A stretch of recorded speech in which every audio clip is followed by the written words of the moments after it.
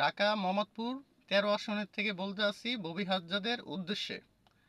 আমি আগের ভিডিওটায় বলছি, আবার বলতে আসি যে আপনি বোটঘাটের থেকে শুরু করে লাউতলা সোজা এটা আলাদা করেই একটা কবরস্থানের বাউন্ডারি আছে। হ্যাঁ, এখান দিয়ে আপনি একটা মাঠ বানান। এখানে পোলাপাইন বেশি ছিনতাই মিনতাইতে অভ্যস্ত হয়ে যাচ্ছে। এখানে নাই কোনো মাঠ, নাই কোনো কিছু। এখানে মাঠটা বানিয়ে পোলাপাইন একটু খেলাধুলার দিকে মনোযোগ থাকবে। আর এক সাইডটা দিয়ে আপনি দোকান বানিয়ে দিবেন। আল্লাহ করিমের থেকে শুরু করে ৩ রাস্তা মোড় পর্যন্ত যত ফুটপাতের দোকানদার আছে তাদের নাম নিয়ে লিস্ট করে এখানে কয়টা দোকান হবে। আর এই এলাকায় বেশি চাঁদাবাজিকরণের লোভ লালসায় জিরফাতে জিরফা দিয়ে লোল পড়তে আছে। তাদের জন্য একটা লিস্ট করবেন। তাদেরকে ১০-২০টা দোকান লয়ে দিবেন। তাদেরকে ব্যবসাটা একটু সাজিয়ে দিবেন দলীয়ভাবে।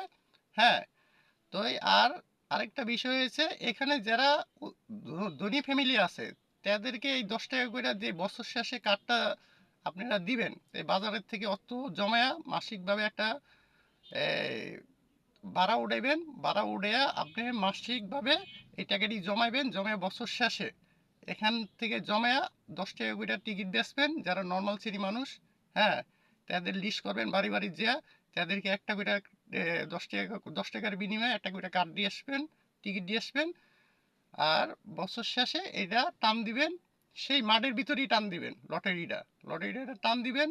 এখান থেকে মানুষ ১-২ হাজার মানুষ আপনি উন্নত করে দিতে পারবেন। কি আর আপনার বাপের অনেক টাকা আছে, আপনি যতটি এমপি আছে আমার জানা মতে আপনি সবচেয়ে ধনী ফ্যামিলির লোক। হ্যাঁ, আপনি অনেক বড় লোক, ঢাকা বিশ্ববিদ্যালয় শিক্ষক। আমরা চাই আপনি এই মোহাম্মদপুরের জঙ্গল পরিষ্কার করেন ইনশাল্লাহ। আসসালামু আলাইকুম।